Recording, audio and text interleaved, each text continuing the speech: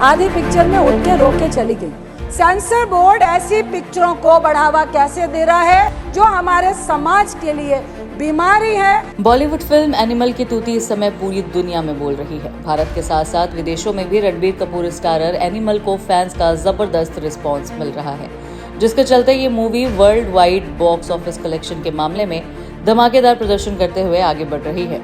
लेकिन इस बीच फिल्म को लेकर सवाल भी खड़े होने लगे हैं। संसद से लेकर सड़क तक कई लोग इस फिल्म पर सवाल खड़े कर रहे हैं। फिल्म ने कितनी कमाई की ये भी बताएंगे, लेकिन उससे पहले जानते हैं कि आखिर फिल्म को लेकर सवाल क्यों खड़े हो रहे हैं।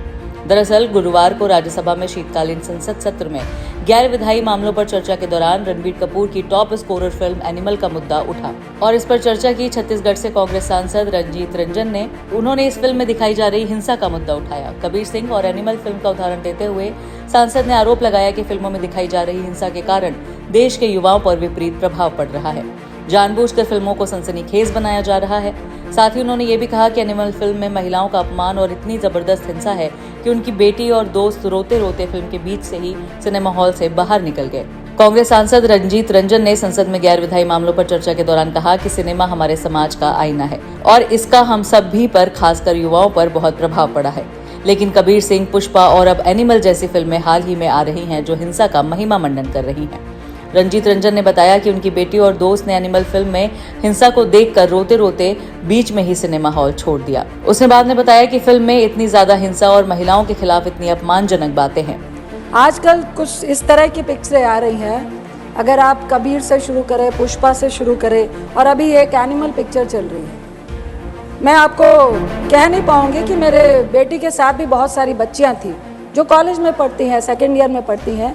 आधी पिक्चर में उठ के रोक के चली गई कि इतनी आखिर हिंसा और इतना वायलेंस और महिलाओं के साथ डिसरिस्पेक्ट को जस्टिफाई करना पिक्चरों के द्वारा, मुझे लगता है कबीर में जिस तरह वो अपनी वाइफ को ट्रीट करता है और इस मूवी में जिस तरह से वाइफ को ट्रीट करता है और लोग और समाज और पिक्चर भी उसको जस्टिफाई करते दिखा रही है, ये बहुत ही सोचनीय विषय है। इन पिक्चरों का, इन वायलेंस का और गलत नेगेटिव रोल को हीरो की तरह पेश करने में हमारे आज के खासकर 11वीं और 12वीं के बच्चे इनको रोल मॉडल मानने लगे हैं। कई इस तरह की हिंसा हमें समाज में देखने को मिल रही है जो एग्जाम्पल और जो उदाहरण वो पिक्चरों से लेकर आते हैं। तीसरा, उच्च कोटि का इतिहास है पंजाब का, हरि सिंह नलवा का। उसमें एक गाना है कि फड़ के गंडासी मारी अर्जन वैली ने। ये इतिहास को एक गैंगवार में, दो परिवारों की नफरत की लड़ाई में, जिसका बेटा अपने बाप के प्यार के लिए मरता हुआ या बिल्कुल उसके लिए वो भी जस्टिफाई नहीं कर पाई है ये पिक्चर। सेंसर बोर्ड ऐसी पिक्चरों को बढ़ावा कैसे दे रहा है और किस तरह से ऐसी पिक्चरें पास होके आती हैं जो हमारे समाज के लिए बीमारी है। ऐसी पिक्चरों का कोई भी स्थान हमारे समाज में नहीं होना चाहिए।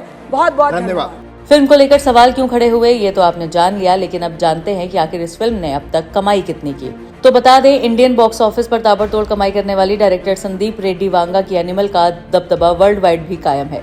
हर रोज इस मूवी के वर्ल्ड वाइड कलेक्शन में भारी इजाफा देखने को मिल रहा है। दुनिया भर में कमाई का ये सिलसिला रिलीज के छठे दिन भी बरकरार रहा है, जिसकी वजह से एनिमल की चर्चा हर तरफ हो रही है। मेकर्स ने गुरुवार को एनिमल के लेटेस्ट वर्ल्ड वाइड कलेक्शन की जानकारी देते हुए बताया कि इस मूवी ने दुनिया भर में 500 करोड़ का आंकड़ा पार कर लिया है। वहीं साथ में ये भी कहा जा रहा है कि इस जैसी फिल्मों का असर कहीं न कहीं लोगों पर देखने को मिल सकता है, क्योंकि यूथ और बच्चे जब भी फिल्म देखते हैं उनका असर उन पर देखने को मिलता है। अब ऐसे में आपको क्या लगता है कि फिल्मों में हिंसा वाले सीनों पर बैन लगना चाहिए? इसी के साथ कांग्रेस सांसद के बयान और फिल्म को लेकर आपकी जो भी राय हो हमें कमेंट बॉक्स में जरूर लिखें।